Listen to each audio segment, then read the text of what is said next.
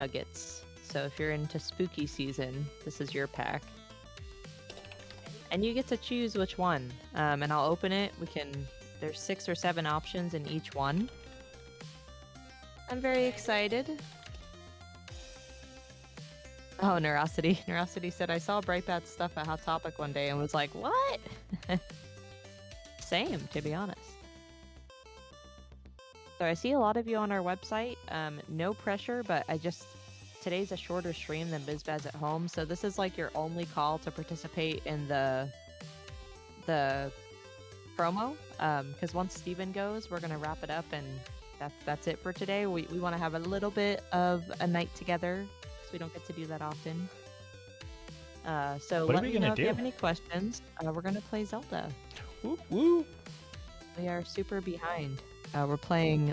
I know you might be like, oh, you're playing Tears of the Kingdom. That's so hip and trendy of you. But we're playing Breath of the Wild from when did this come out? So I can be accurate. This came out in 2017. This came out frickin' 6 years ago. So we're playing that right now. And then we will get Tears of the Kingdom. And Steven also got me the new Katamari game, which I'm so tempted to play. I opened it yesterday, but then I fell asleep because I was at Boba till super late. But I'm trying to play Kirby, which is also an old Kirby game, so life is just a mess right now. Can someone just give us money so I can have one full day off a week? That'd be tight.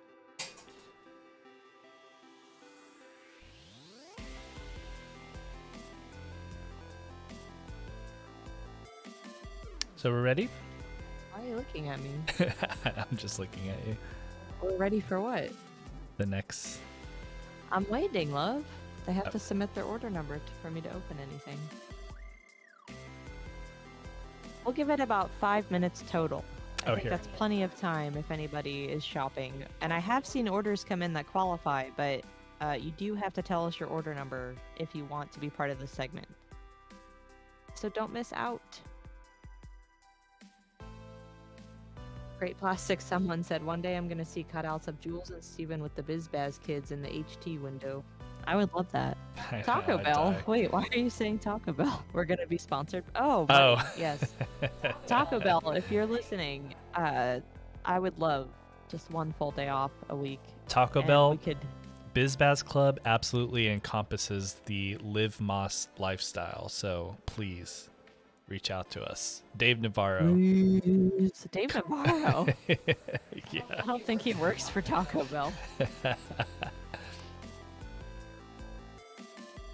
I think there is a graphic novel for the Zelda games. I was going to say, I think Zelda does have a graphic novel, but I don't think it's based on the games. I think it's separate. Oh, Great Plastic, someone was saying what we were going to do tonight. That's why they said Taco Bell. I don't think we're going to do Taco Bell tonight, though. Or I don't know, we could. It's up to Jules, but I feel like we don't. Very good suggestion, because I know we eat that a lot. But we just had In-N-Out, which is usually a really big meal for me. It fills me up almost for the whole day. So I have to think about what I want for dinner. Maybe a salad, because it's such a heavy meal. Maybe some soup. I get Taco Bell tomorrow, though. BizBaz Blast. Yeah, we could have a special Mountain Dew, white label, is that what it's called? So it's Baja Blast, but they just call it BizBaz Blast for the sponsorship. Oh yeah, Dave Navarro on Ink Masters, or one of those tattoo shows. I don't know if this is still the case, but at some point they were sponsored by Taco Bell, and he would just dead ass at the weirdest times plug Taco Bell. He'd be like, all right, tattoo artist, we gotta live moss, so we're gonna do this challenge today, blah, blah, blah, blah. Instead of just having a commercial for Taco Bell, they tried to work it in organically into his lines, and I think it was just so funny. So yeah, anytime we talk about Taco Bell, we usually bring up Dave Navarro. Ooh, ramen actually does sound pretty good. I could split a ramen with Steven, because I probably will just get a bunch of eggs on the side. We haven't gotten ramen in a while now. Yeah. Ooh, Taco Bell themed BizBaz merch. Now, maybe we'll just do fan art because, like, I don't know if they're ever gonna see us or care about us. I do have a blood oath with Taco Bell though. That too. So does Steven.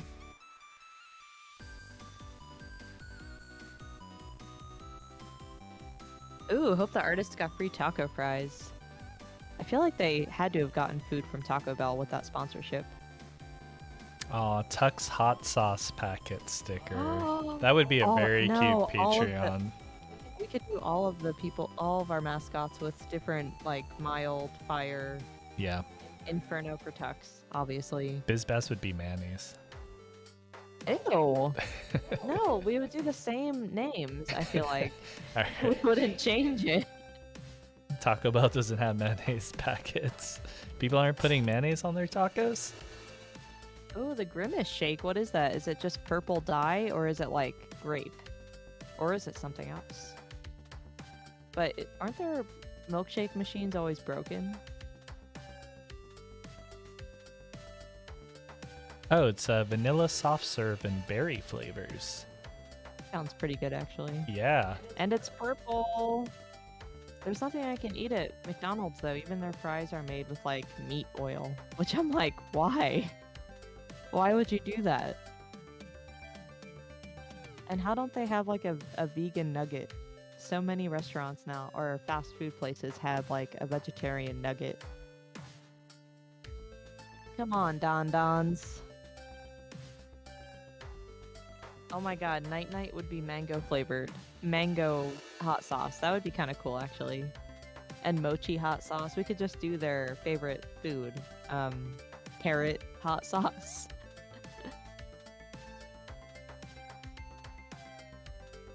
Ooh, Doki cinnamon. Oh, we could just do different Taco Bell items, not just the sauce. So, like, Tux could be Inferno. Oh my god. Okay. Doki could be cinnamon twists.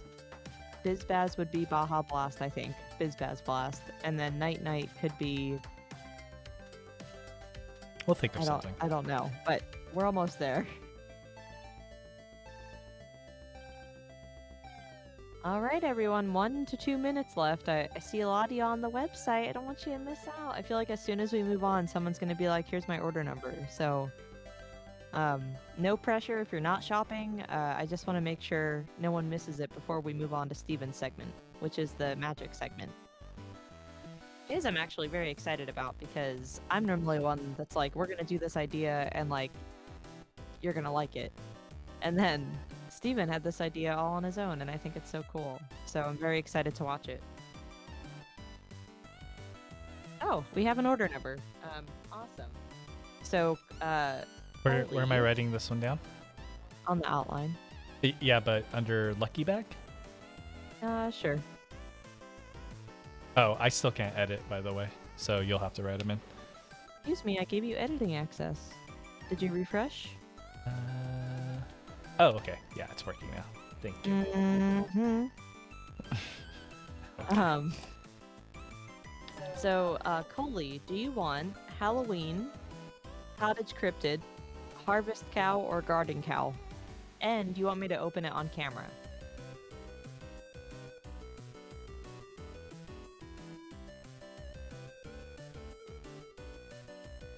Ooh, Nerosity, I love all those emojis. I feel like we gotta pick up the energy based on those. So you can pick any one of these. Sorry about the green, but Garden Cow, Harvest Cow, Cottage Cryptid, or Halloween Nugget. They pick cryptids. I'll write that Oh down. no, she's asking. Yeah, they're not cows. They're different characters. Here, I'll show you the different options on the back. I think they said cryptid, and they said you can open it. Oh, sorry, I was reading Great Plastic Someone. All right, cool. So, I'm gonna do one more thing to make this extra fun. Do you want the left pack or the right pack? Before I open it, I guess I'll hold it this way so you can actually see it. Do you want left or right? They said Left. Okay. So wait, is that their left or your left? I'm doing my left. Okay. Is that okay, Nicole? I don't think she cares. So... Oh, Nerosity got gifted a sub from another channel, so she's like, Emoji, emoji, emoji. Or emote, I think is what they call it on Twitch. All right, so this is Nicole's pack. Nicole, which one are you hoping you get? That's always the question you have to ask before you open it. What's like your number one pick?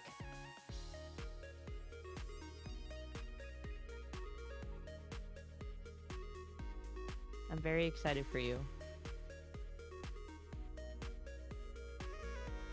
Ooh, Jackalope. So that's the top right, I think. Oh, yes. Okay, cool. I think that one was a Hot Topic exclusive. Because I know Kylie has the other 3 on her site. Yeah, Okay, cool. Mothman and She has the forget which other pants ones. person, and she has the Bigfoot. What's Kylie the- has the Bigfoot. What's the pants one called again? The chat I knows, I'm forget. sure. The chat will know. Oh, and Nicole also added, I like them all, so that's very safe for a blind bag. I mean, All their right, name how do is I Holy open this? Cryptid. Oh, Fresno Nightcrawlers. Thank you, Nicole. Thank you. Yes. All right, so I think I open it from the bottom because there's like a little thingy. And I'll send you the box too. If anybody else gets these, it'll be opened, but if you save, the packaging. How do you open this? Kylie, help me. Sorry. I have Do you to need show help? it on Or do you want a pair of scissors? Give me a moment. No, I have scissors over here. Yeah, I think I'll do scissors. I think Steven's correct. That's weird. That's so weird. Oh, do it this way.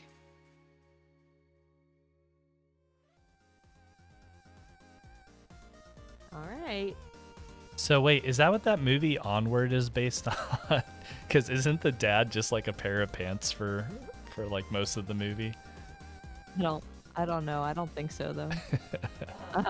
So you did not get the jackalope, but you did get one of, I believe, the Hot Topic exclusive designs, which is this one. It's the Kraken, I think. Ooh. Maybe. But super, super cute. It's this one down here. I hope you like him. He's super cute.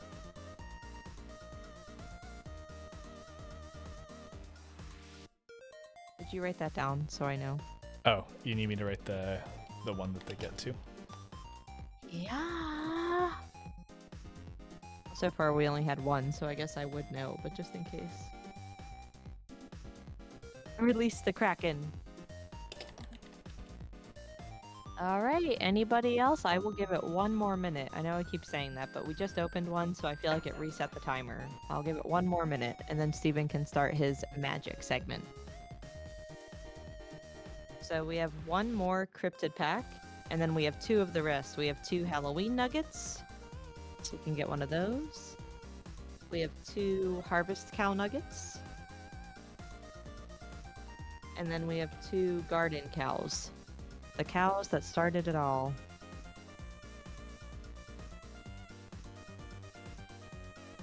And then, Steven, do you want to talk about what your thing is? Since I think we're done. Yes. So to go over it again, in case anybody missed it, I'm going to be doing a drawing segment here shortly where I'm going to combine my love of magic and also drawing. So we're going to be opening up these 3 March of the Machine packs. And so whoever the giveaway winner is will get to choose which card I will draw. One of our you can choose the character and you can choose the card, and I'll find some way to mash them together on today's stream. And in order to qualify for the giveaway, you just have to buy like literally any amount of goods from BizBaz Club today. It doesn't matter, no minimum or anything like that. It's just so that way we don't have to ship or like pay for shipping on an additional item, essentially. It's also not just that, Steven's drawing, which is worth money. Somewhat he's being disagree, very but humble, so but yes. Also, with any purchase, you also get the free sticker. So like that's Oh, such a okay. good deal. You get a custom Steven drawing, the card that was inspired by it that you pick, and this sticker, and whatever else you're buying on the website. That's pretty damn good deal. So Nicole, you purchased something. as we all saw with that. So if you want to be our first person to go, you're first in the queue. It's first come, first serve. So Wait, how many of these am I doing? as many as there's a demand. Oh, I was planning on only doing one because it's going to take me probably like an hour to 2 hours to draw No, this. Steven's panicking. I was like, I thought we were just having one giveaway winner. I could probably do one for each pack, but then they're just not going to be very, like, fleshed out drawings, I guess I would say. Nicole, are you interested in this? You can be honest. Like, it's not a trap question. Yes, you don't have to make me draw. Because if Nicole's interested in this, I think we should just give it to her because she came in locked and loaded, and is ready to go. Okay, cool. I'm down with doing that, and you know what? We can try it too. Maybe what I'll do is open one pack, and Nicole can pick the pack, and then from that pack they can choose whichever card they like and character if that is of interest. And then while I'm doing the drawing, if anybody else would also like to enter in for it, does that work, Jules? I don't know. Sorry, we're kind of like flying by the seats of our pants here with this idea. We didn't like Wait, is it flesh seed it. or seat? Seat. The seat What the of your fuck? pants. I thought it was seed of your pants my entire life. Do you have What pants does seat seeds? mean? What's a Seat- seat pant? Seat is like the part where you're sitting on. I'm flying by the seat of. I don't get what that means either, though. I mean, Like I know what it means. Like if you told me to tell you what I'm trying to say, like I'm a hot mess and I'm not organized and whatever. But what does that literally mean? You're flying by the seat of your pants? Interesting. So I thought it was seed, and I don't know why, but yeah. so the term comes from aviation, I guess. So when people first began flying aircraft, There we go. they did not have the same advanced navigation tools and abilities to communicate with people on the ground. Therefore, people were flying by the seat of their pants or flying without the ability to communicate or fully plan things out. So, yeah. I'm so glad Steven knew what I meant, because I know what it means. You know what I mean? Like, if that makes sense. Like, I know what you're trying to say when you say it, but I was just wondering where it came from, because I wasn't understanding. I still, even after reading that, don't quite get why it's flying by the seat of your pants, but I don't know. I still get it more. Belksar's makes even more sense though, saying like winging it, which is the same principle. But like I could see that meaning like, yeah, you're just doing it without any other tools except for the wings of your plane, you know? So like you don't have like communication or navigation tools. My brain hurts. All right, so Coley Cryptid, are you still there?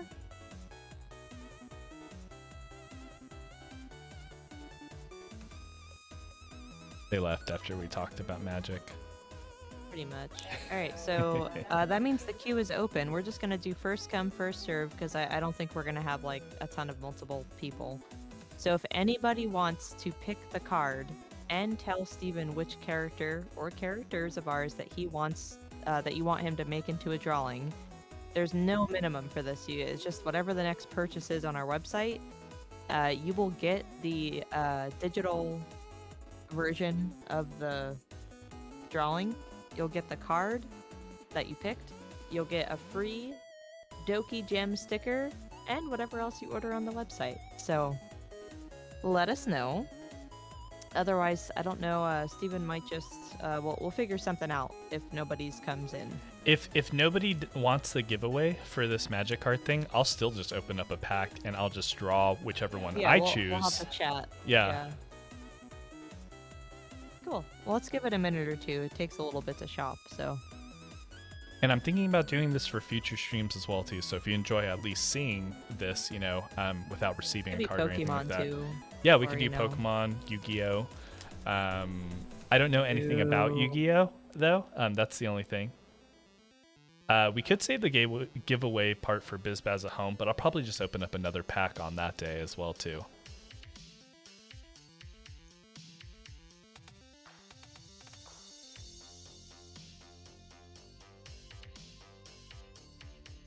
Yeah, and no worries, no pressure. If nobody can shop or if the people who are shopping are not interested in the giveaway portion, then no worries. Like I said, fortunately for me, kind of like what Nerosity is saying in the chat there, I win regardless. So I get to open up a pack of MTG, which is always fun for me. I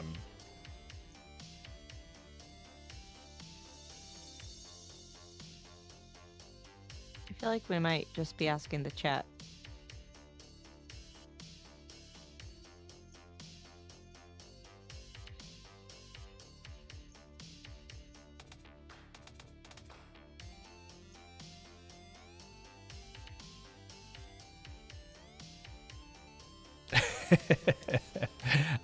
So yes, we can go ahead and move forward then. Are you ready for me to start my portion?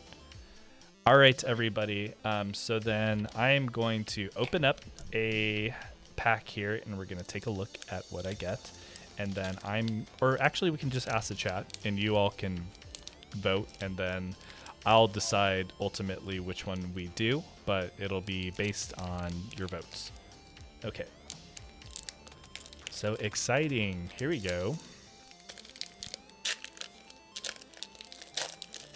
And a lot of these packs come with like a really cool art card here. So By the way, you need 2 cameras at this point if you're going to do this regularly, so people can see you opening it. And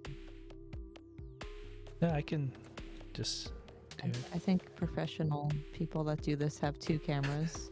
Okay, well, I think Jules is saying that she wants to buy me another camera. That's what I heard. So, all right, thank you, Jules. Okay, so yeah, they come with these cool art cards now, which is interesting. It's just like a full card art of like one of the cards from the set. I happen to know that this is Yargle and Multani, so they did like these really cool mashup cards where it's like 2 legendary characters from Magic the Gathering, and then they put them together on one card. So kind of interesting. And I'm not sure if you were planning on doing this, but I feel like most of our chat doesn't know anything about Magic, so make sure to like explain. Yeah, I'll explain as much as I can. Yep.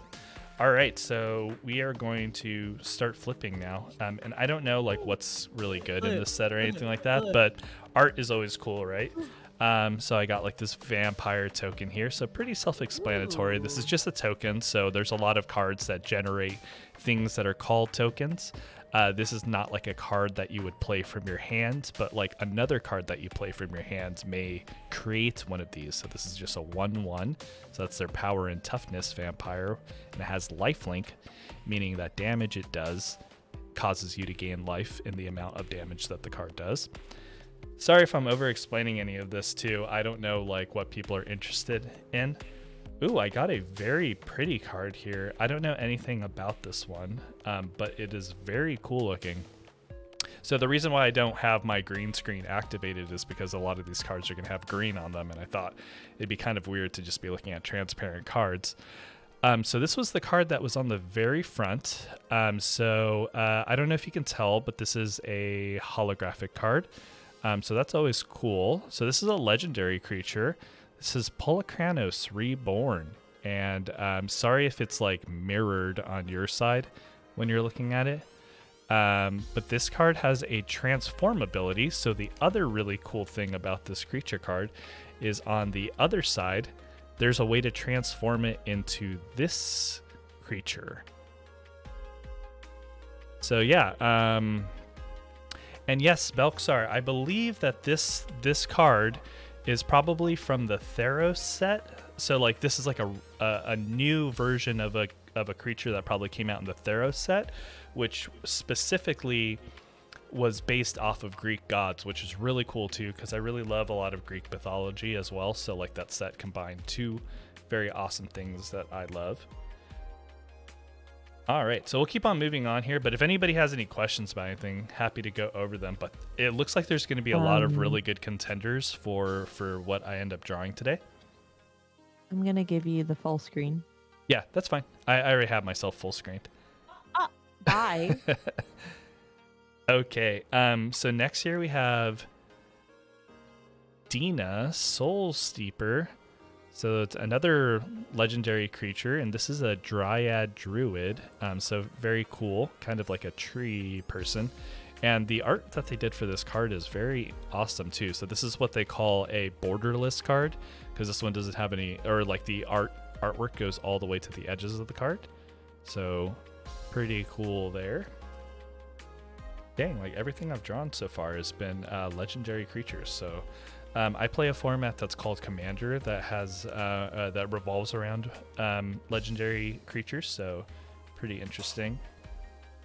All right, so we have this one next here. Another very interesting art on this one, but this is Valduk, Keeper of the Flame, another legendary creature, human shaman. Yeah, don't know much about these cards, but these are pretty awesome. All right, next here we have a very interesting one. So this tribe is one that I really like a lot too. But so this is Seed Pod Caretaker, and they're a creature, Phyrexian Cleric. So I like a lot of Phyrexian cards. They're kind of like, Phyrexians are sort of like the villains in Magic the Gathering. There's a lot of different villains, but Phyrexians are one of them. But if I'm not mistaken, I think Phyrexians are like hybrids of like, it's like machine and human, or not human, but like machine and flesh, I guess you would call it, right? Okay, so this is an interesting card type here that I don't remember if they brought it back or if this is new, but this is what's called a battle card. So I won't get into the mechanics of how these work, but it's very interesting. So yeah, this one is Invasion of Kamigawa. So Kamigawa is very like samurai and like ninja oriented. So they came out with a few different expansions and sets of Kamigawa, and they all kind of revolve around like a lot of Japanese martial arts and mythology. Like there's a lot of like dragons and stuff too, which are very cool. Okay, next one here. Yeah, like Bionic Belksar. That's a great way to describe it. Okay, so we have our next card here, which is Etherblade Agent. This is a creature, human rogue.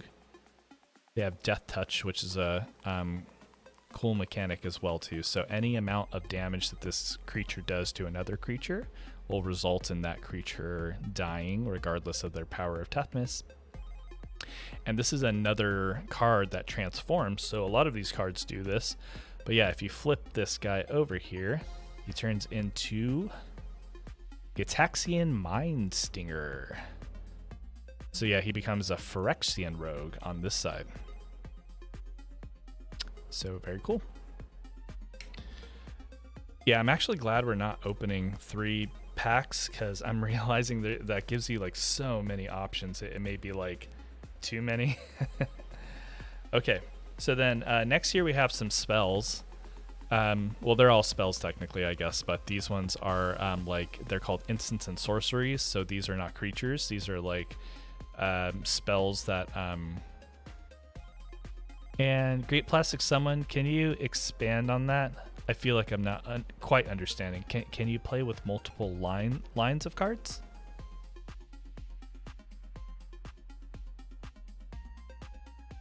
Okay, so this one here is an instant, so that means this can be played almost at any phase on your turn or other players' turns. So this one's called Wicked Slumber, and this one taps creatures, which if you know a little bit about Magic the Gathering, tapping a creature or a permanent is usually how you activate an ability of theirs, or how you attack another player. So this prevents, or if a creature is tapped, they're usually not able to block as well too. So interesting utility card there. All right, and then we have Artistic Refutal. So here's another instant card. And this one is a counter spell, or you can draw draw 2 cards and discard a card. So countering a spell is preventing another player. So like if a player says like, I'm going to cast this spell, I'm going to play this creature, you can counter that spell, and then they'll have to instead discard that card into their graveyard. All right, so we got another creature here. So this one is Trailblazing Historian.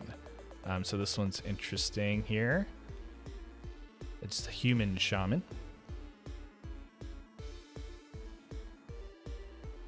And yes, so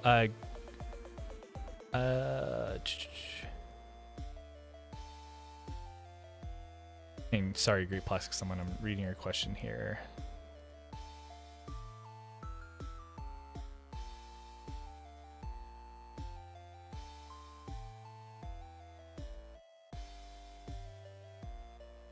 Yeah, so with Magic the Gathering, the way that it usually works is they have sets.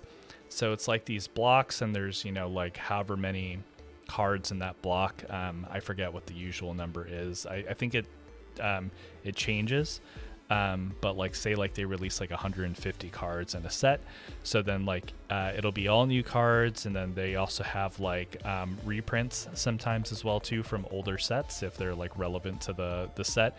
And usually they try to theme it after something. There is like some lore and story to Magic the Gathering as well too, so the sets are like a progression of a story. So the most recent ones, March of the Machines, and then the one previous to that, Phyrexia All Will Be One, has a lot to do with the plane of existence called Phyrexia. So that's where all like these creatures come from, where they're like the bionic, as Belksar said earlier. Yes, and they do some cool ones too. So they do like these like collaborations with other IPs. So like they're doing Lord of the Rings. They did Dungeons and Dragons recently too. They also released a Secret Lair. So Secret Lair is like alternate prints and then sometimes unique cards that they release directly from Magic the Gathering that you can purchase from them. It's not like random cards that you buy like in a set, but they did a Secret Lair release of the new Dungeons and Dragons movie. So it has the characters, and they're each like their own legendary creature, so you could use them as a commander if you play the commander format, which is really fun. And yes, there's comic books for Magic the Gathering. There's like so much story to it. I don't really know too much about it. I've been trying to watch more videos on it recently, but it seems really cool, and I can't believe how much they incorporate that into their sets and releases. So it's a lot of work and something I appreciate. All right, so we got our final card here.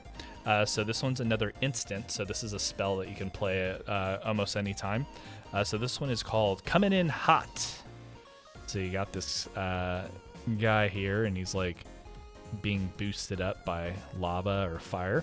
And so this gives target creature +1/+0, and they gain first strike until end of turn. I won't explain the mechanics unless you're interested in that.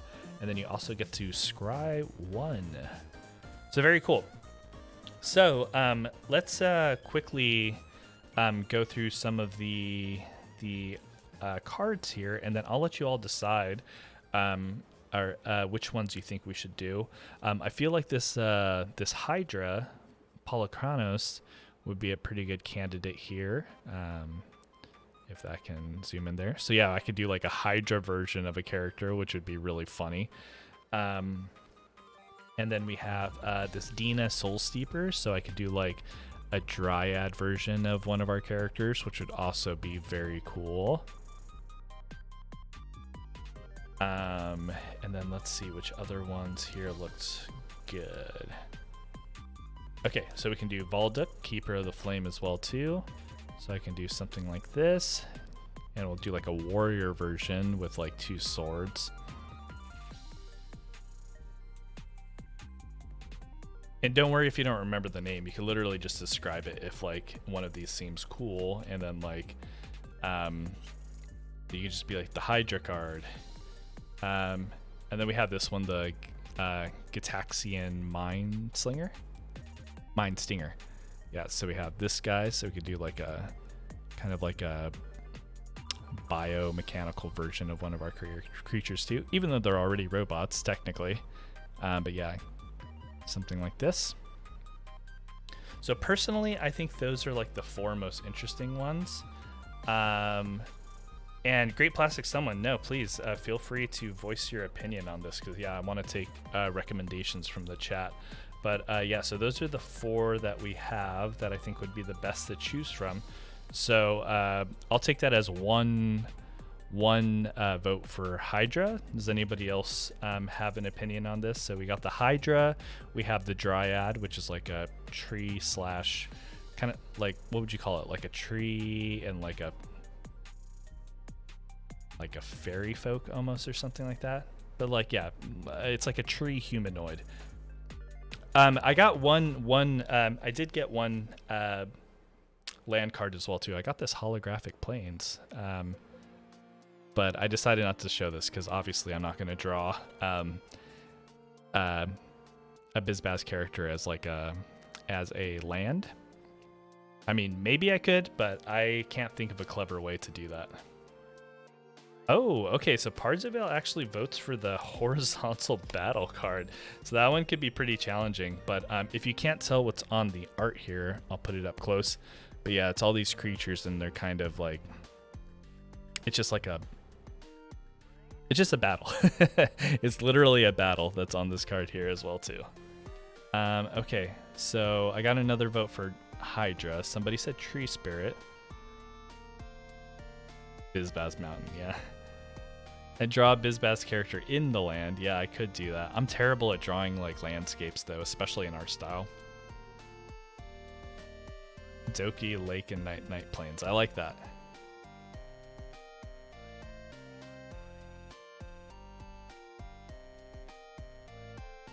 Okay, so I think for the sake of time, I'll go ahead and say, so we have 2 votes for the Hydra. I kind of feel like that one's a good candidate as well. So what I'll do here,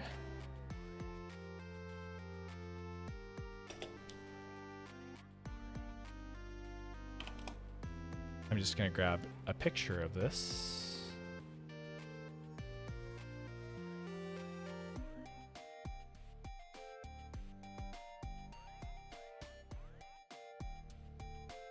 Okay, cool. So we're going to move on to the, not coloring contest.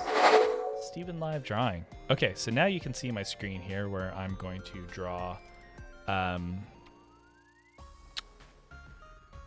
our drawing for today. And let me adjust this a little bit here.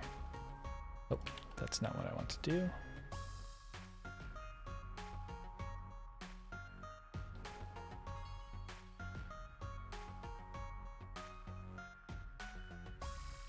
I feel like, there we go.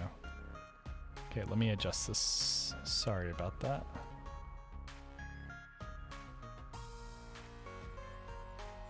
I want you to be able to see the full thing.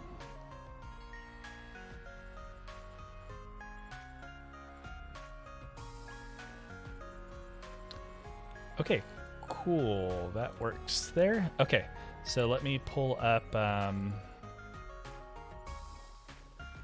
that picture that I just downloaded. All right, so now we can see the Hydra card here. So this is going to be my reference. And so yeah, I think somebody mentioned it earlier, but I thought it would be a good idea to maybe do the Hydra as a mix of the 4 characters. So I'll do each of their heads here on this Hydra body. So that should be fun. Okay, cool. So let's go ahead and get started. I don't know if I'll be able to finish everything on stream today. I don't want to go too long.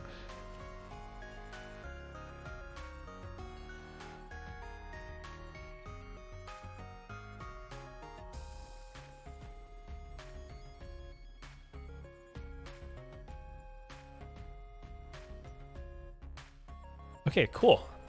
So yeah, we'll get started here, and let me see if I can expand this part so that way we can see the reference a little better. Yeah, there we go. Nice and big.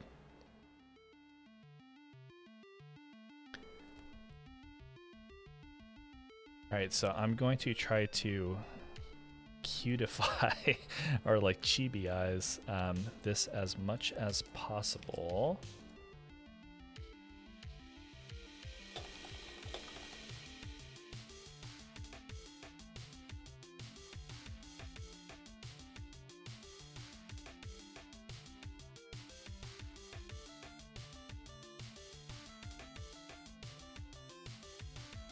All right, so our Hydra's gonna have 4 heads, right?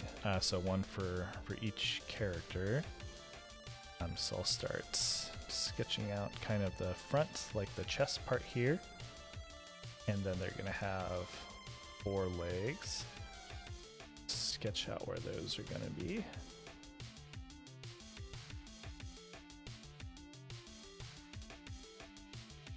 What do back legs look like on a Hydra? Are they kind of like dogs almost?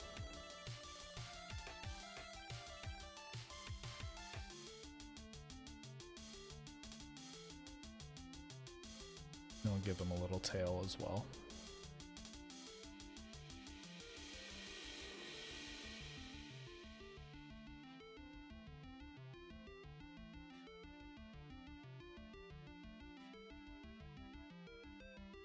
Kind of like lizards, right? Yeah, so is it kind of like the, I forget, somebody probably knows the technical term, but like a dog's legs where like, yeah, their legs go back first, like the opposite of human legs. Something along these lines.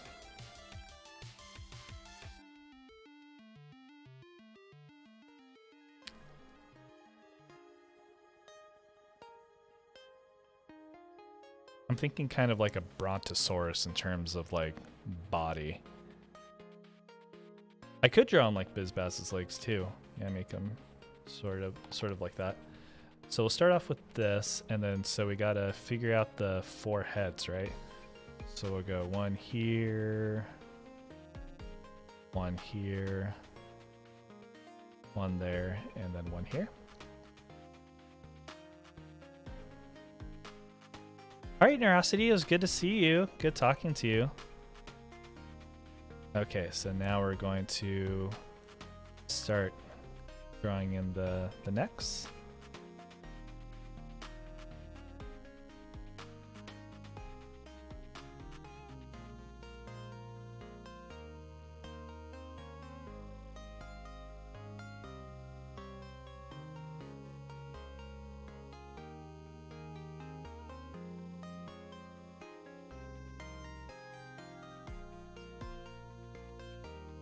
Alright, this is going to be kind of cursed, I feel like. It's already looking very funny.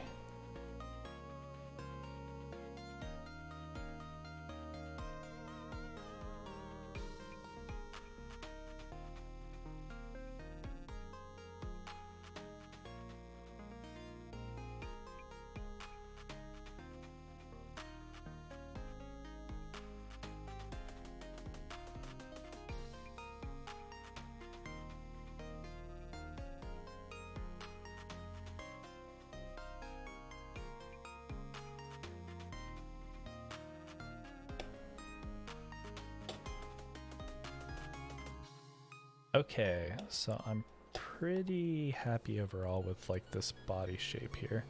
Yeah, maybe we'll fix the leg shape just a bit. And I want it to be as like kind of chibi as possible. So I want to make sure that everything's really kind of like on the thicker, stubbier side, very rounded.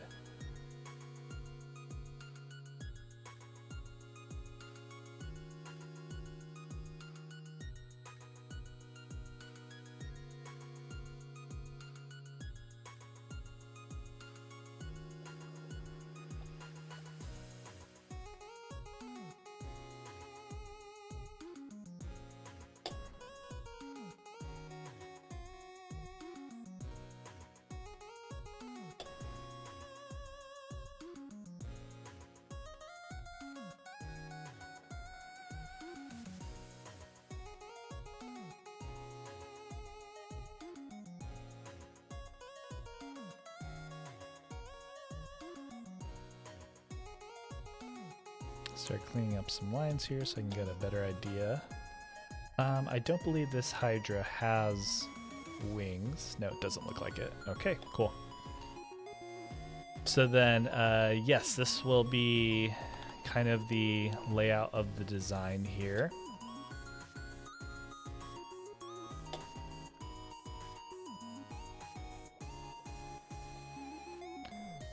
All right, so let's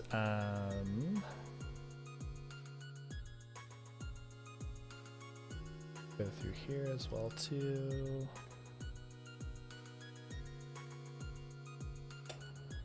All right, so I think Tux will probably end up going here all the way on the edge,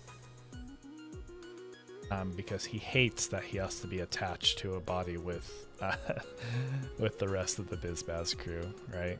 So he's over here just being grumpy about it.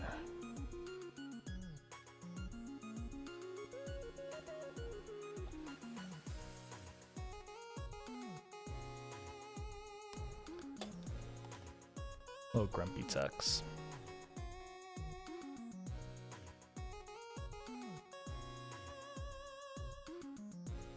So got his ears. Should probably be a little bigger, I think.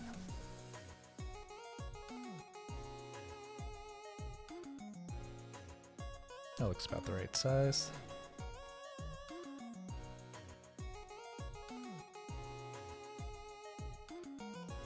And usually for consistency and time's sake, I usually will just drop in like the already drawn heads of these characters, like whenever I'm doing a drawing for any of the official release stuff that we do.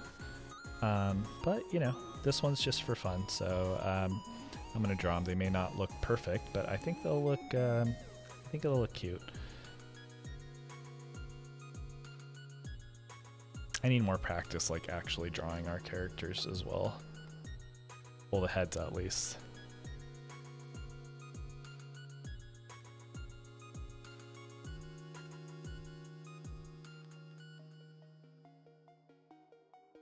The eyes are about here.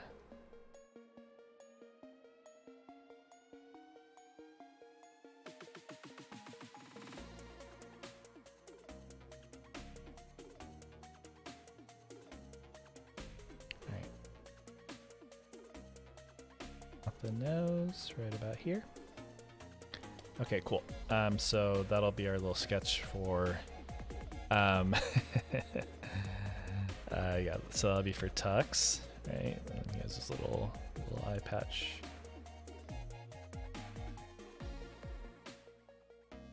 All right, great. So who gets to be right next to Tux? We could do BizBaz, Night or Doki. By the way, I think in the lore, saying lore for BizBaz is so funny, but I think for yeah, the quote-unquote lore for BizBaz, Night's going to be pretty chill with King Tux, and Night will definitely be the character who King Tux gets along with the most, or can tolerate the most, I guess I would say.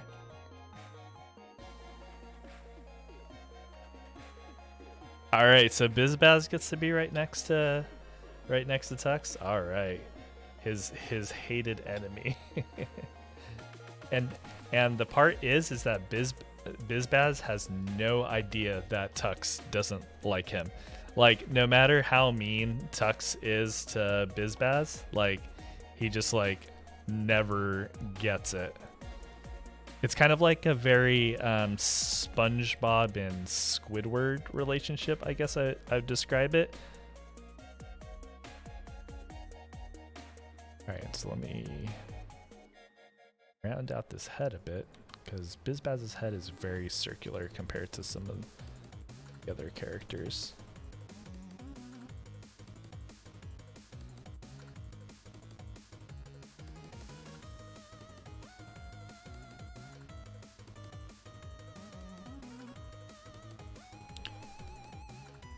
Very weird to think that, like, yeah, we created BizBaz now, I think like it's been like five years ago or something like that. And yeah, a lot of the inspiration was from our dog Mercury. Even though aesthetically they look nothing like Mercury. Another big inspiration was like, I forget, there's like those 90s kids toys where it's like a dog. It's like a dog robot. And it's so funny. All these characters are robotic, but we really don't like play up that aspect of it. I just thought it was a characteristic we could give them that makes them at least a little unique.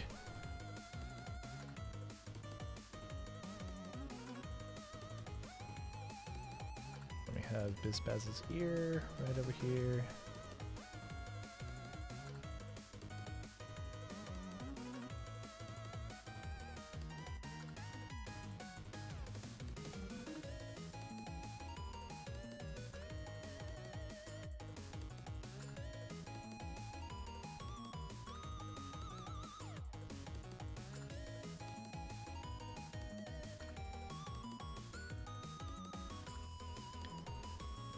BizBaz's eye here, which I'll just fill in so they don't look creepy.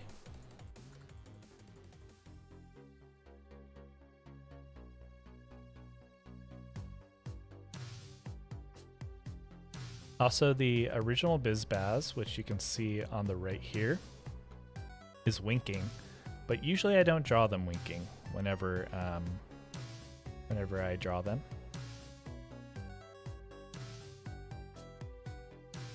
I never draw the eyes wide enough apart whenever I do these.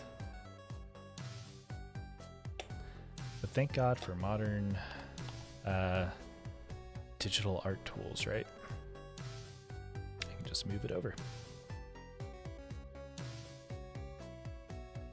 All right, so we got our little BizBaz head there, right?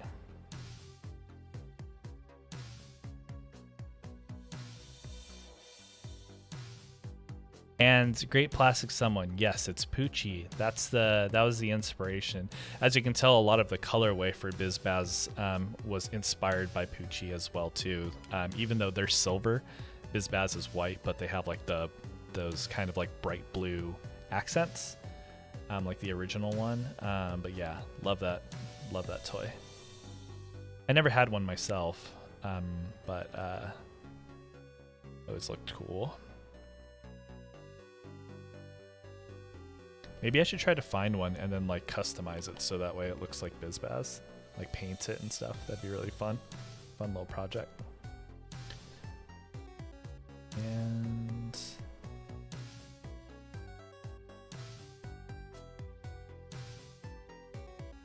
let me save this too before I completely lose it.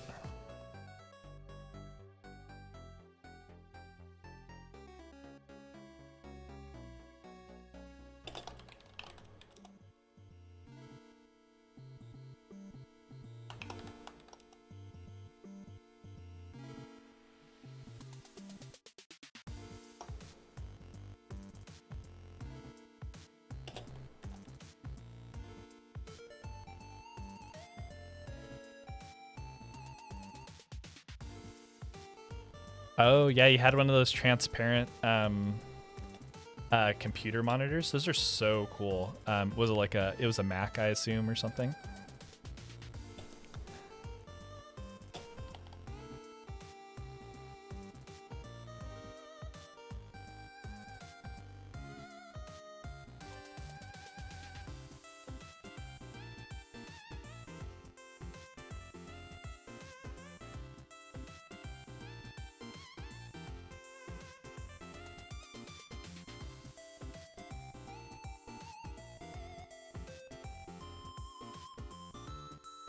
All right, so we have BizBaz drawn now. Who do we put next to BizBaz? Should we do Night Knight or Doki?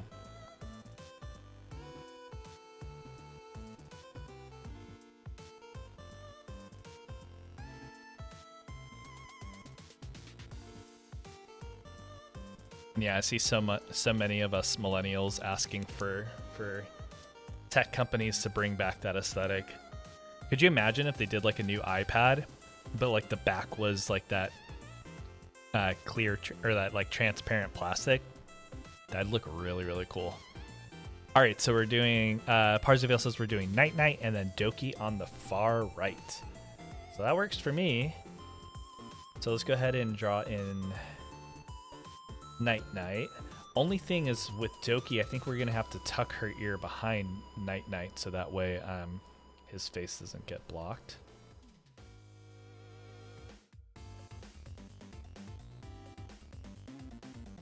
Okay, and then Night Night's head is kind of a unique shape compared to the other characters because it's kind of almost like triangular.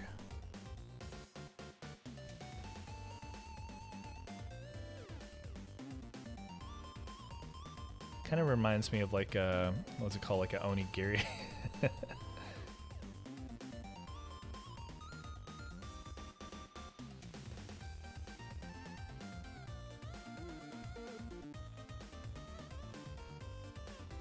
Yeah, teardrop shape or bow shaped. Yeah, all of those for sure.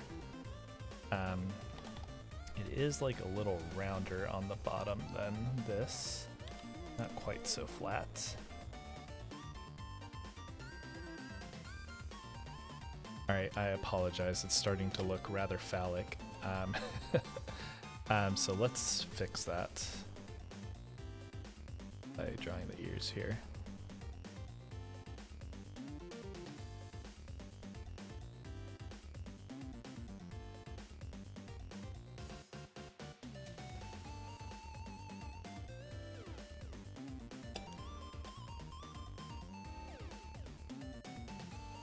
Ooh, mushroom and kelp. That sounds really awesome.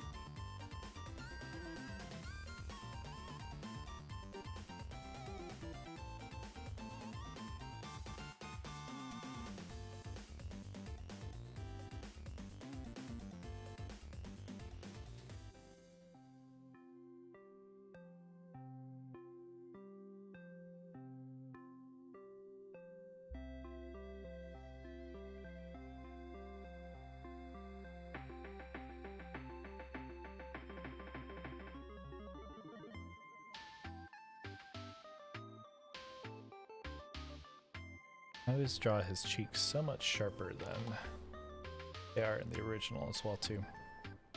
I feel like for his face I just did like a modified ellipse.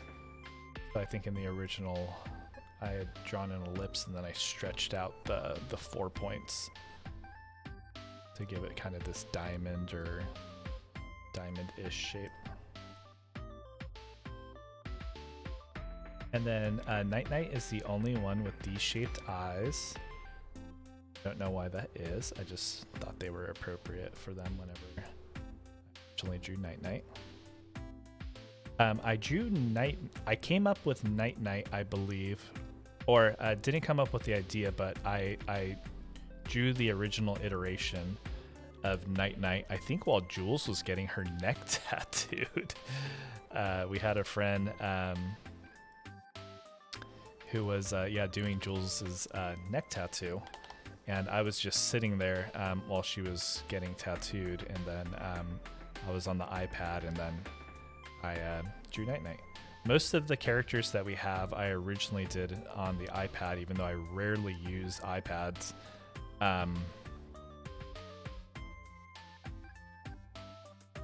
But for some reason for the characters, whenever I'm creating them, they always end up seeming to start there. Drop the whole face a little bit. Let's move the eyes a little further apart, because like I said, I always draw them way too close. Actually, in this case, I think this is too far apart.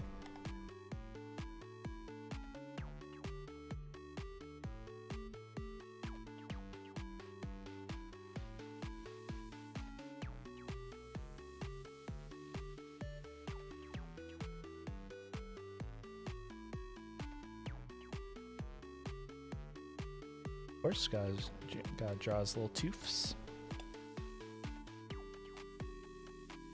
And he's got like these little horns. They're just like tufts of hair.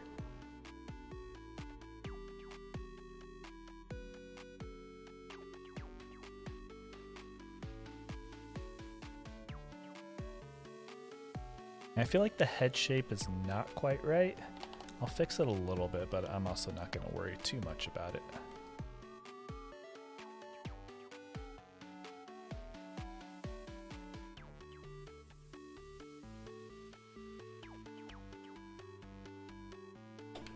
All right. At least recognizable, I think. Okay. And then last but not least, we'll do Doki.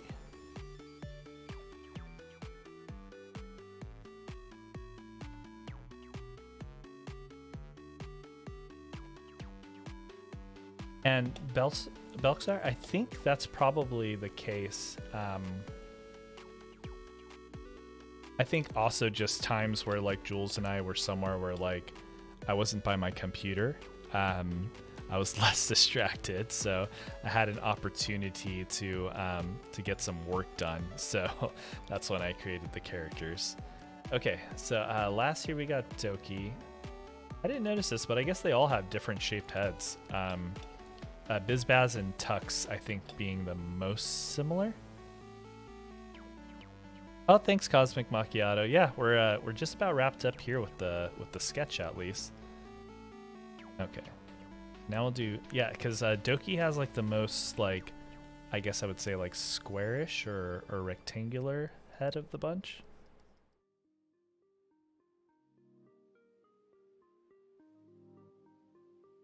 Kind of like this shape.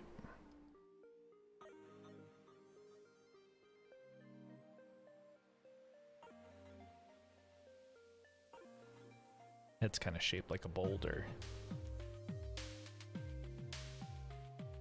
It's not just a boulder. It's a rock. I don't know if anybody knows that SpongeBob quote.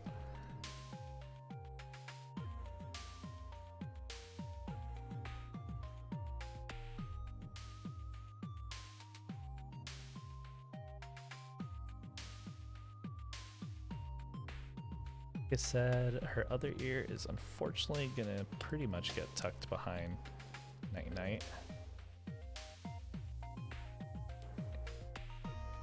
Yeah, Cosmic Macchiato knows. The pioneers used to ride these bad boys for miles.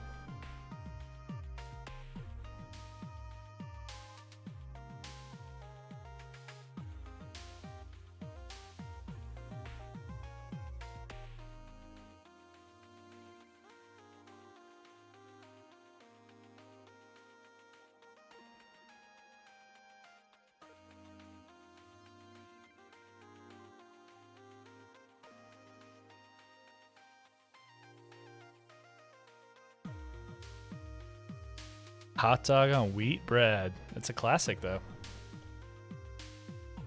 No shame.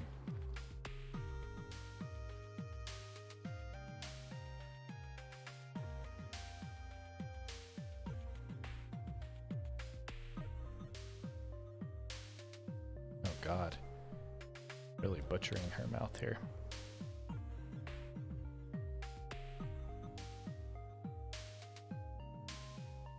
I love, so some of the people that have drawn our characters, I love this style, but they do these mouths for them, where it's just like that.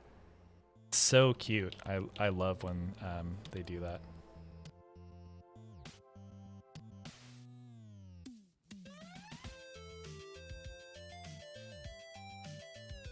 Okay, that looks right.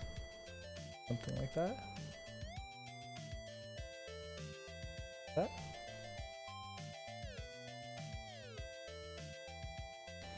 All right, and voila! So we've got our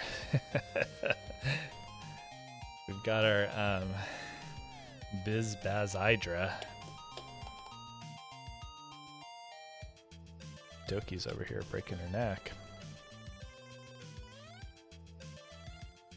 It's like, God, can you guys scoot over just like a little bit?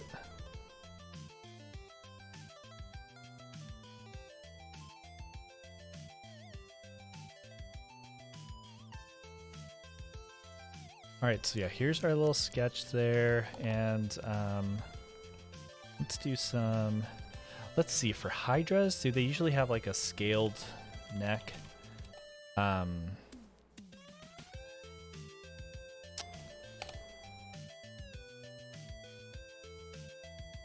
Trying to think, because let's look at our reference again.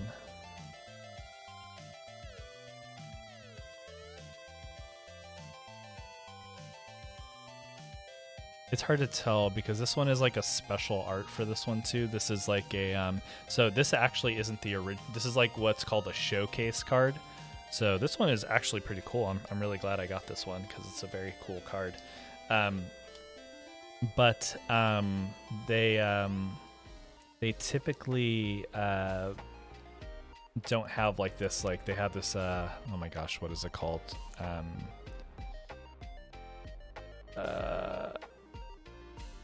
Horoscope?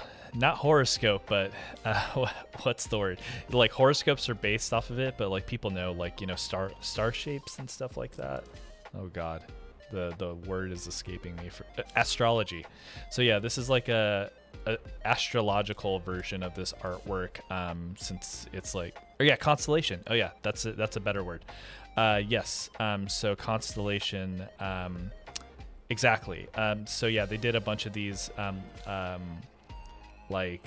Greek mythology cards as constellations, which is really cool though. So yes, we could play into that for this one, but I think we probably won't. I'll just keep it to the kind of Hydra theme.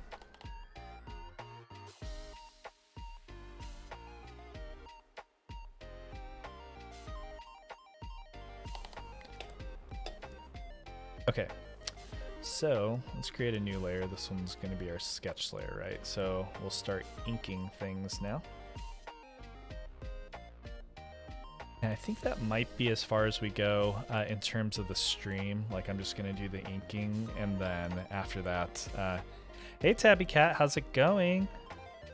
And yeah, Night Night and Doki like wacky waving inflatable to people. I love that. Yeah, their heads are just kind of like, yeah, I swear, Doki's like, what the hell? How come I can never like get enough space with you two? Talking about Night Night and BizBaz.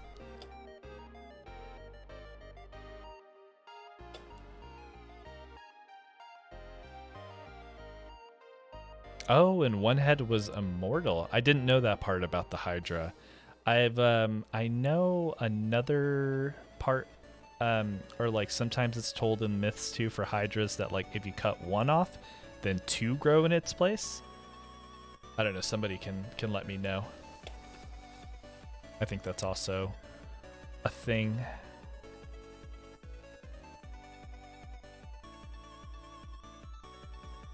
That's cool and not creepy at all.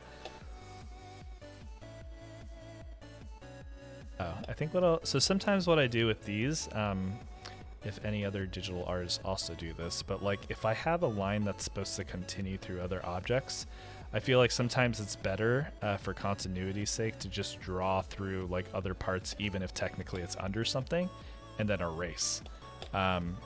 So I feel like a lot of people do this too, but like usually it's easier to get a line that lines up if you just make it one continuous line rather than breaking it up into segments.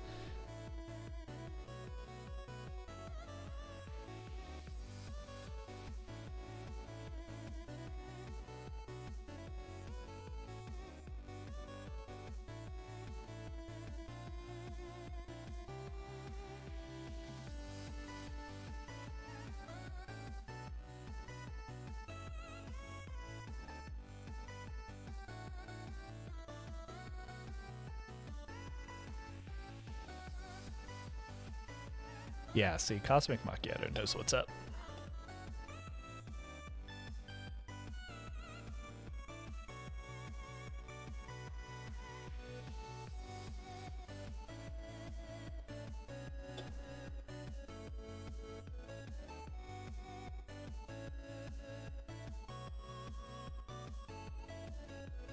Alright, so we got their little feet. Not crazy about this joint here. Let's fix it a little bit.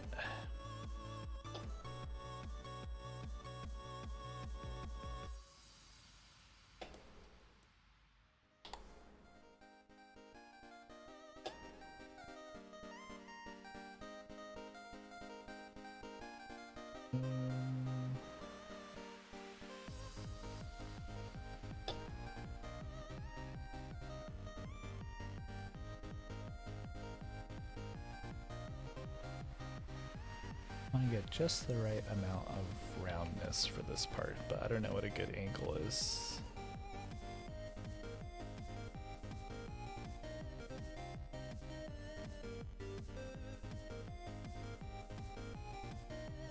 I think that's good.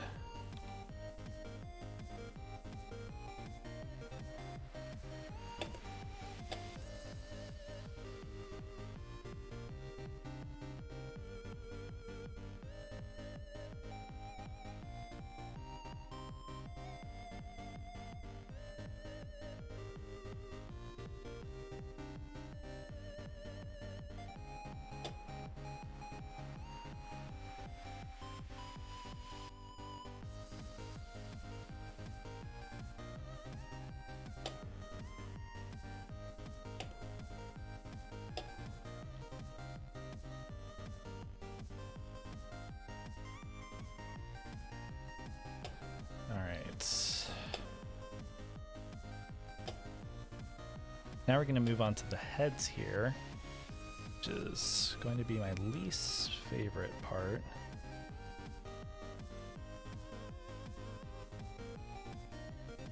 I think if I do this as a vector layer, this might help.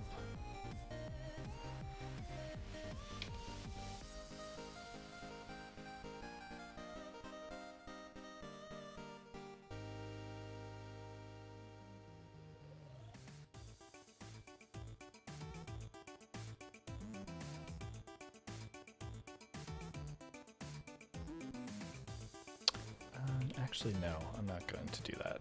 We won't make it complicated, but I will do a new layer, and let's just get the shape as close as possible, and then I'll adjust after. What's our line width here? 25? So I'm gonna get it just about the shape there, and then we're going to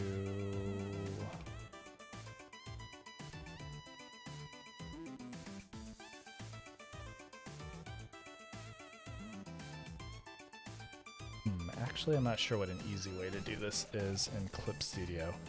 I rarely use any vector features for Clip Studio. Usually when I'm designing these heads, it's always in some sort of like program that's specifically for vector work. Illustrator or what's the other one I use? Affinity Designer. I'll just do my best here to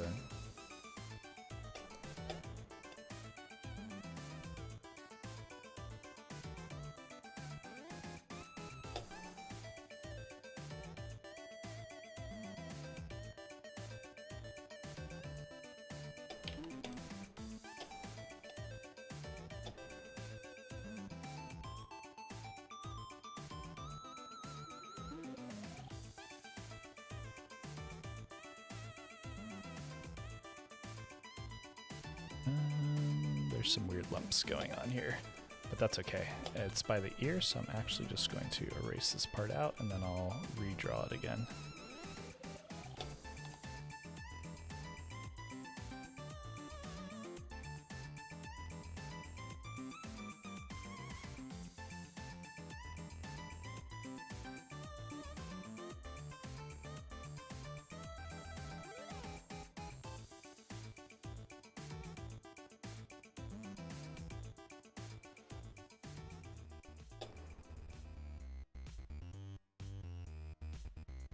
And I'm going to kind of draw their features a little more round than they typically are drawn. I'm using this very, very thick line for this artwork.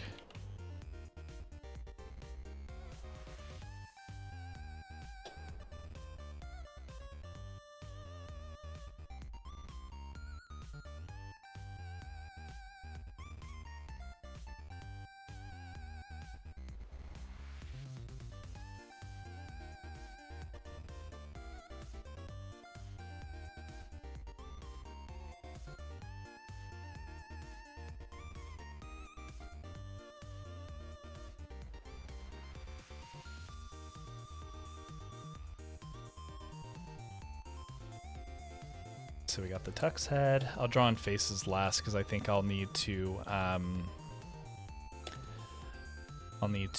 use a thinner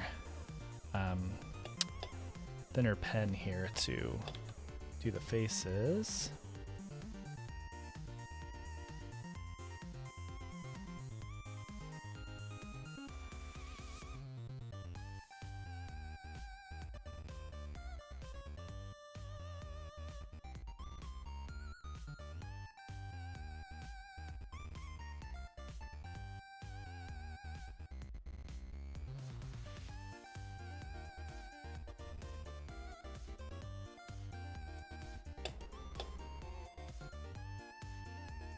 All right, next we got BizBaz.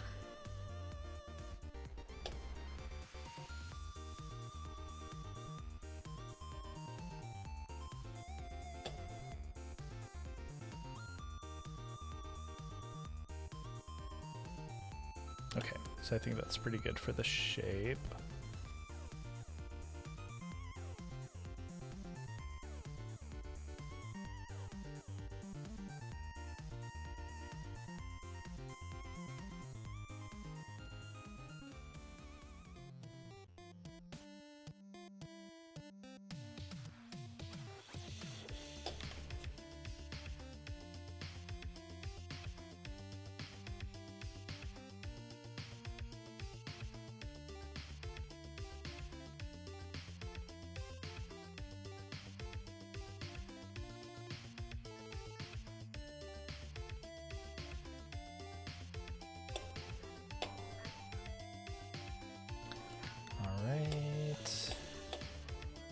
That ear.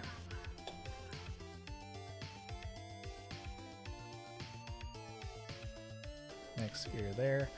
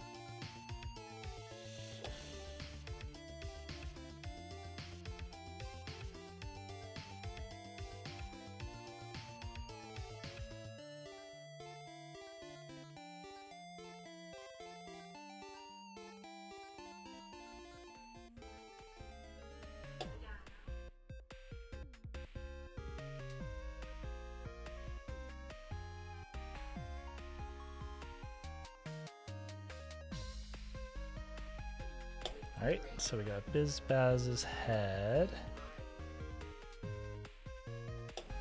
Oh, I know, kind of like Brightbat's rainbow version of Brightbat. I love that plushie so much.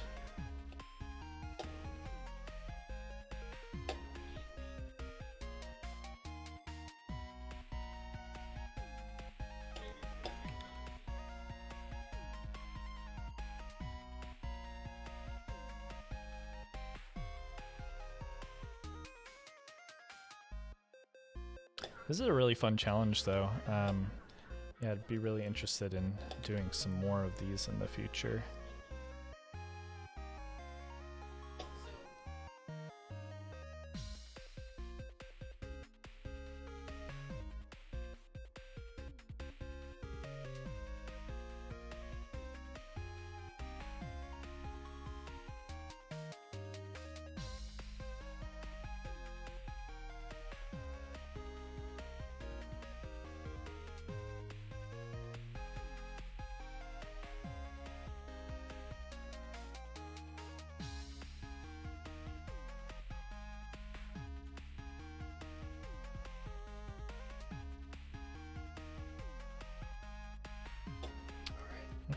think that works.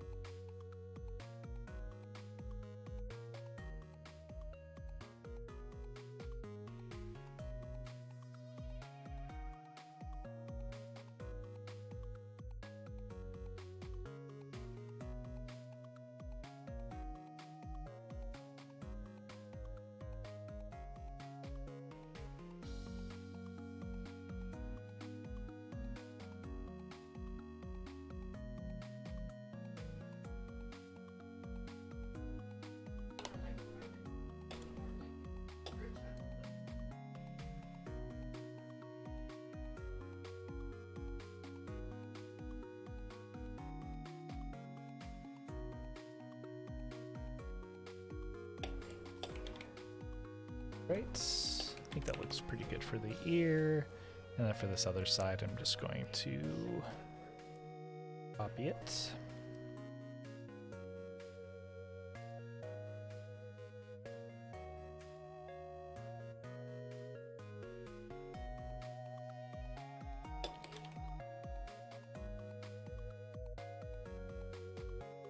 Oh, same Cosmic Macchiato. I love watching other people, not myself.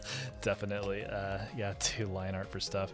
If you've ever watched Brightbat draw on stream, it's extremely satisfying. She's so good at like getting lines right on the first time, which is quite a talent.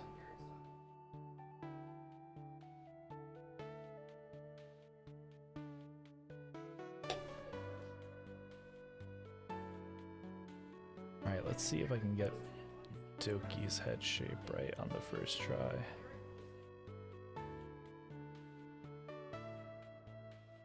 I'm gonna round it out a little bit. Yeah, I think that works. Cool.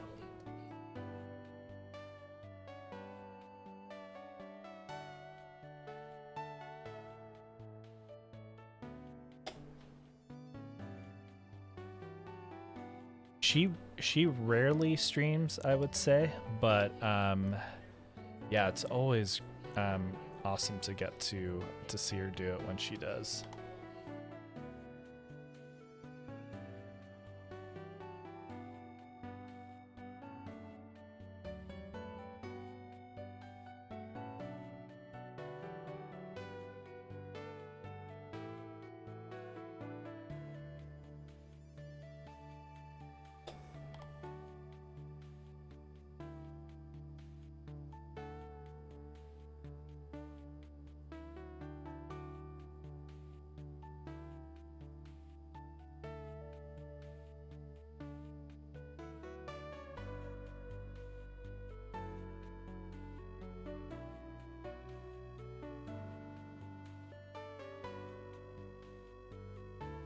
All right, so I think we have our outline done here for the body and heads, and then we just need to fill in the faces, right? And yes, great plastic someone, there absolutely is. So over here in my pen settings, you can see there's this feature here called stabilization.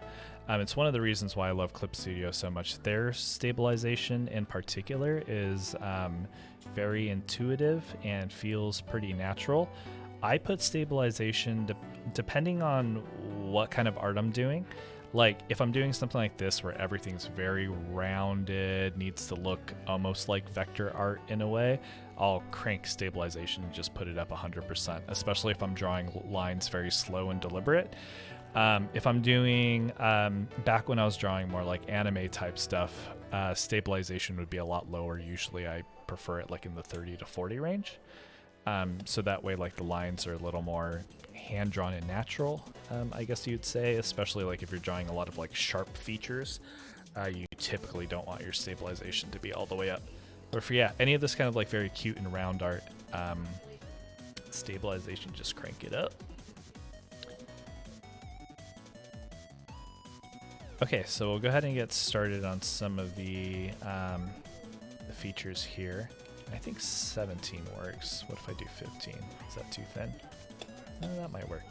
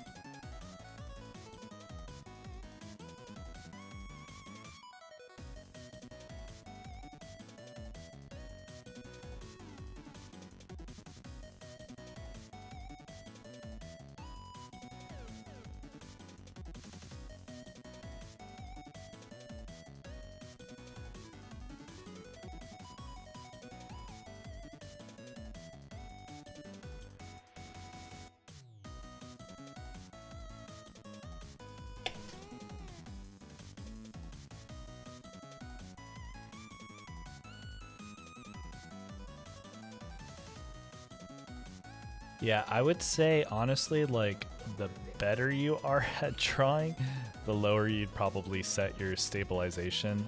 Also just art style, you know, like depending on how how you want things to look and stuff. It's an aesthetic choice as well, you know. Stabilization has a very particular look to it.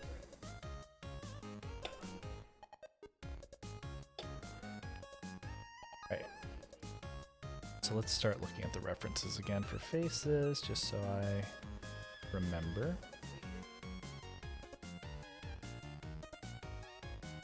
Alright, so I think that's it for the lines for King Tux. Okay. On to BizBaz.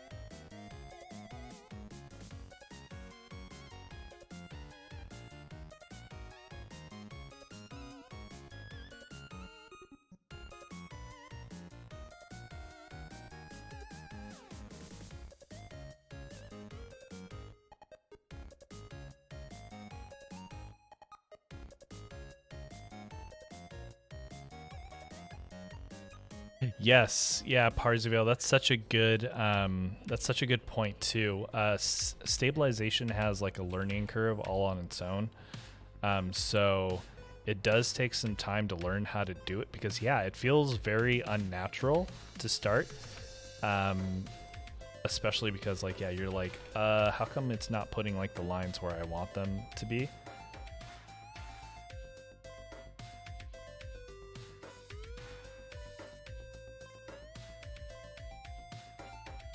Yeah, there's a lot of people who just prefer not to use it.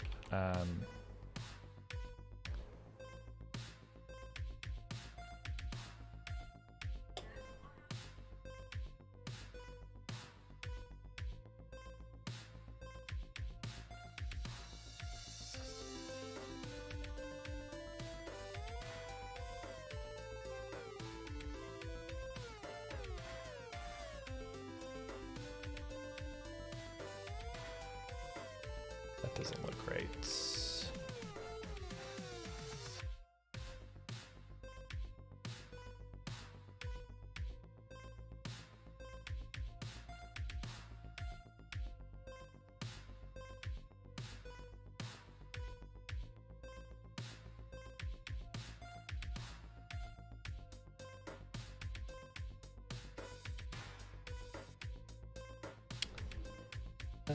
Yeah.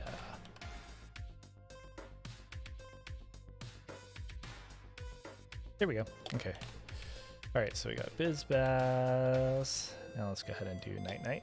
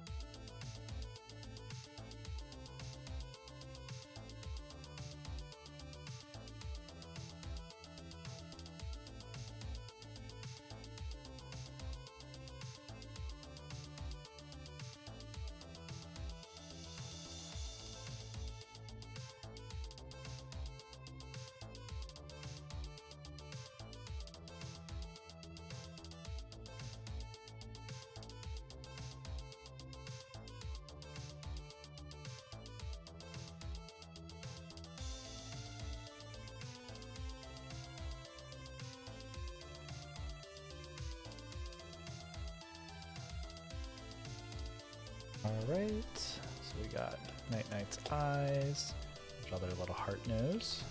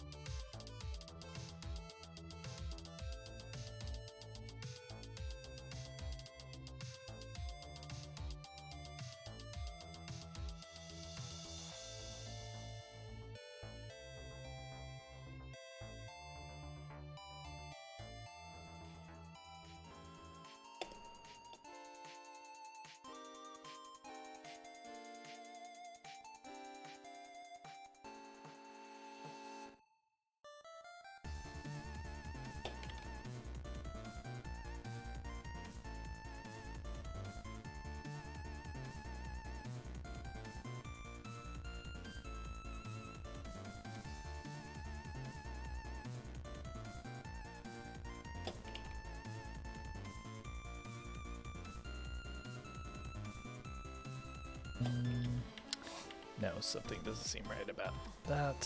Let me try drawing it upside down. Sometimes that helps.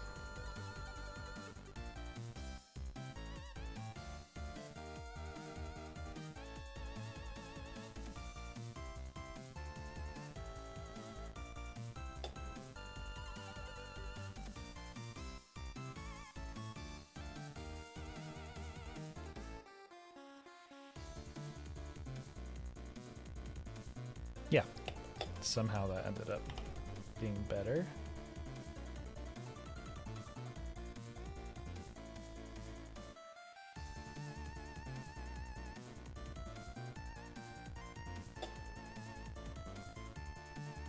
All right, and then we have Doki, and then I'll do like the color should be really quick for this, I think.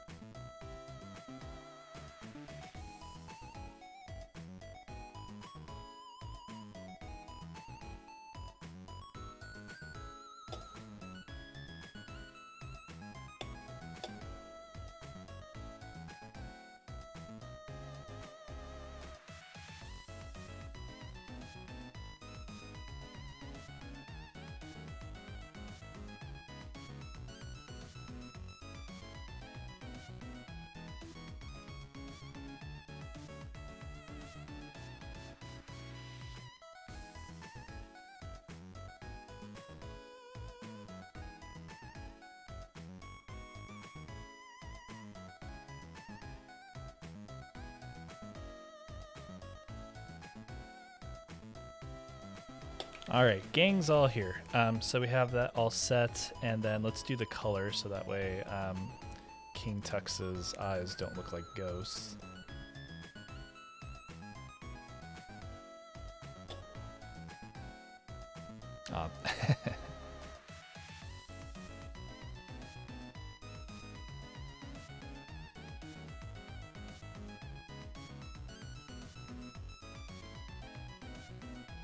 Okay, so let me catch up on the chat here.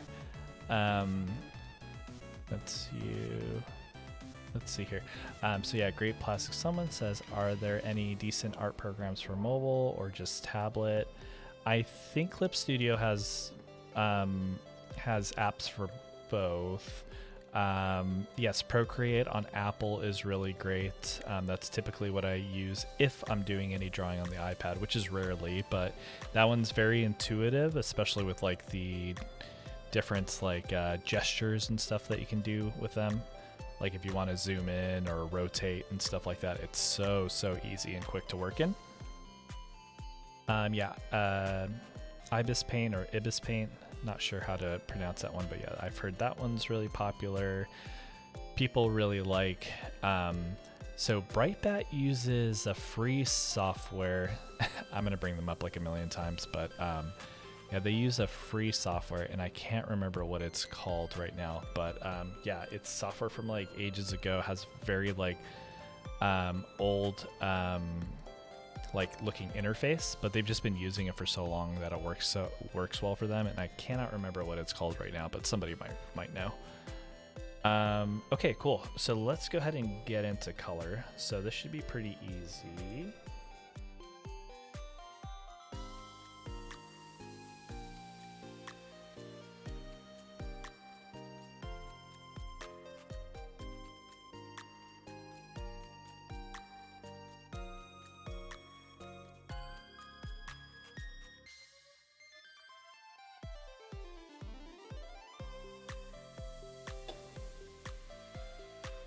Yeah, so for the sake of time, I'm probably just gonna drag and drop a lot of colors here.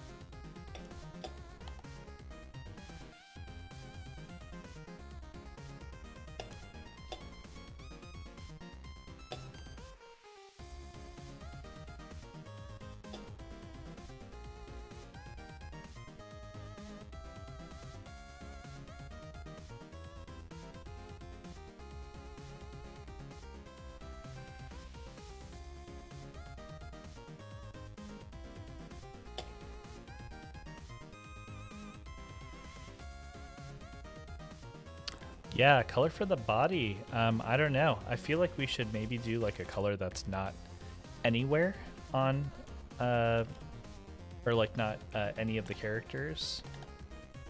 We could do like yellow or orange, or well, if we're doing it based on the magic card, I think we should do green for the body, right?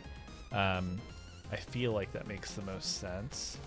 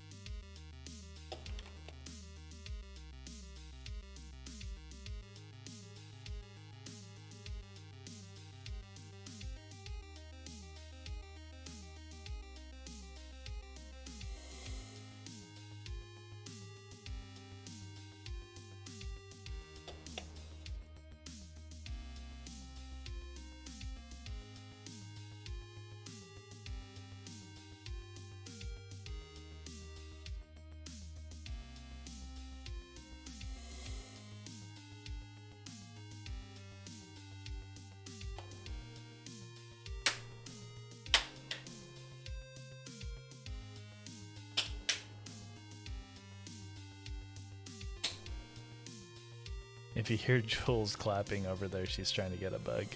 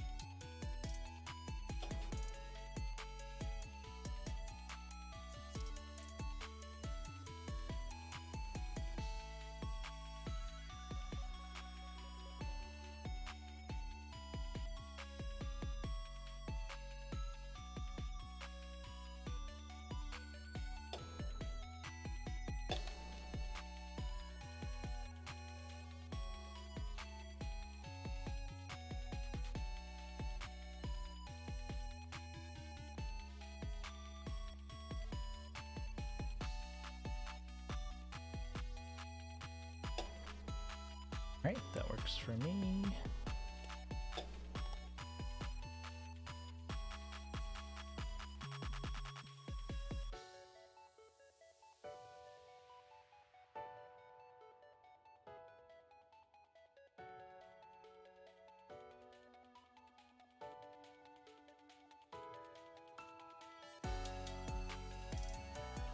All right, cool. So yes, we got all of our gang here.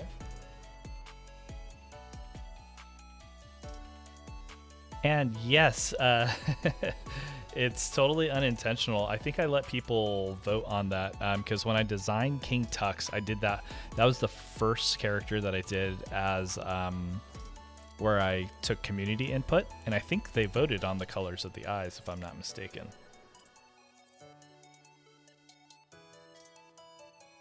Okay, so yeah, let's do like the green of Tux's eye, I think, for the rest of the Hydra, right? Like that. But one thing I think I might do is like, let's see how this looks, but like if we like separate the necks so that way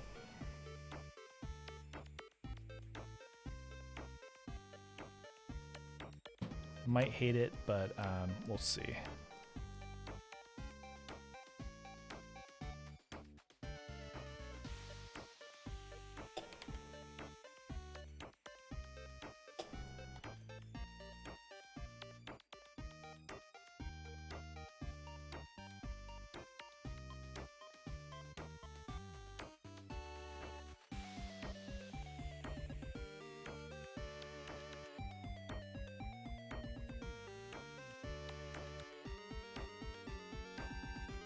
Something like this.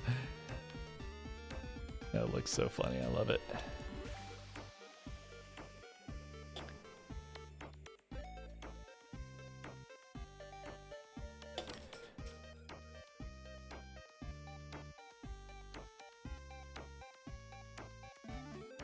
All right, so let's do some. We're gonna do some scales for this as well too. Okay, yeah, I think that'll work. And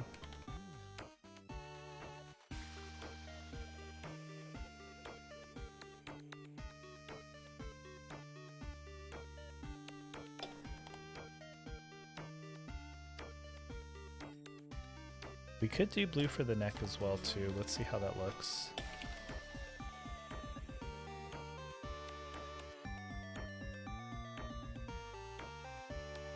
Yeah, what do you all think? I could switch it back if we end up deciding against it, but I'll keep it like that for now.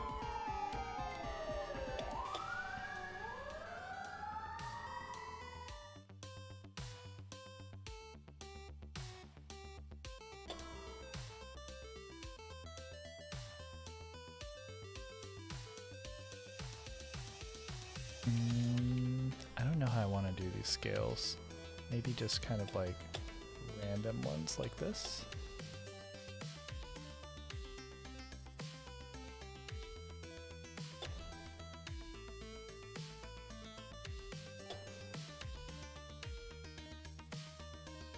They're not very prominent on the card, so I don't want to draw too much attention to scales.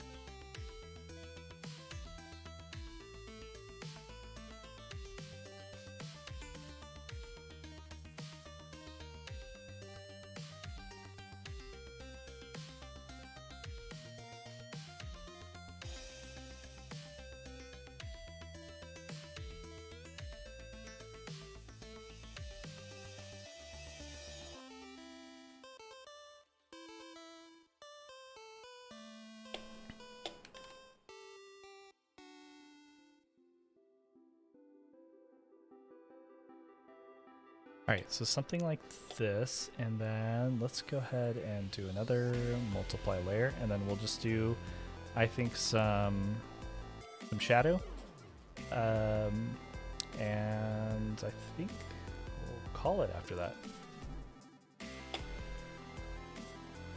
Not too worried about this being super perfect or anything like that either, since this is not going to be a product. We're just doing this one for fun.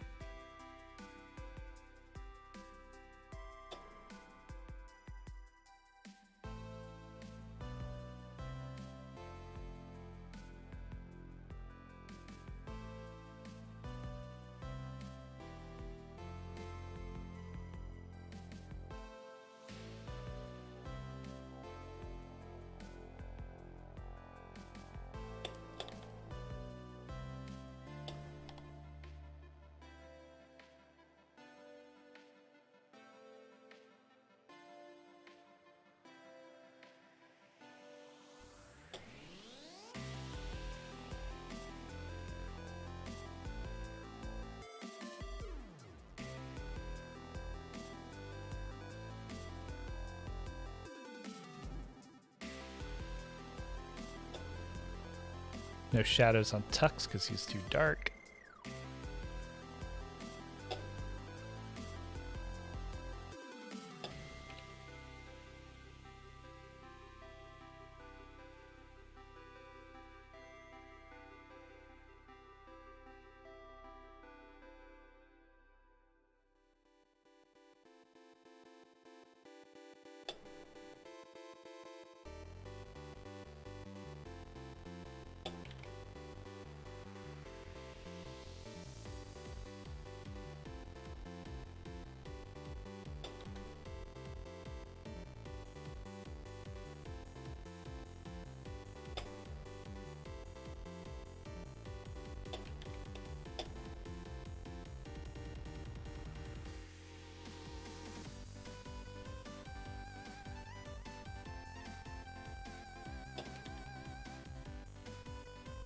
All right, so we have our Polychronos BizBazified, as you can see here. And just to kind of finalize all of this as well too.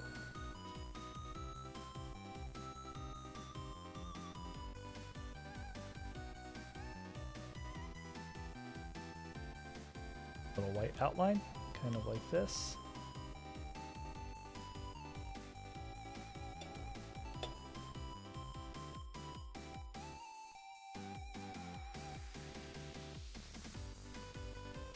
Kind of this golden background.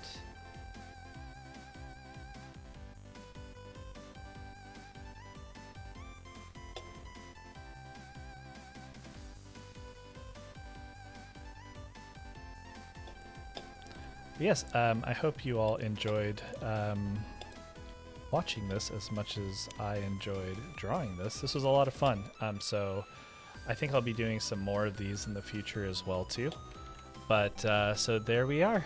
So we have this, and just once again to show our reference, this is based off the Magic the Gathering card that we drew earlier, Polychronos Reborn. Very scary. But yeah, so that's it for my segment.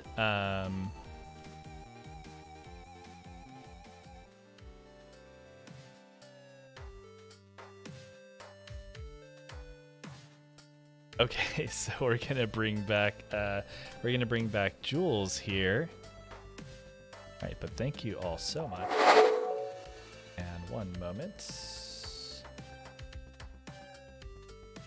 All right, and Jules is back. Yes, so we finished our Polychronos Reborn design. That's amazing. Is that gonna be something? I don't think so, but I mean, if he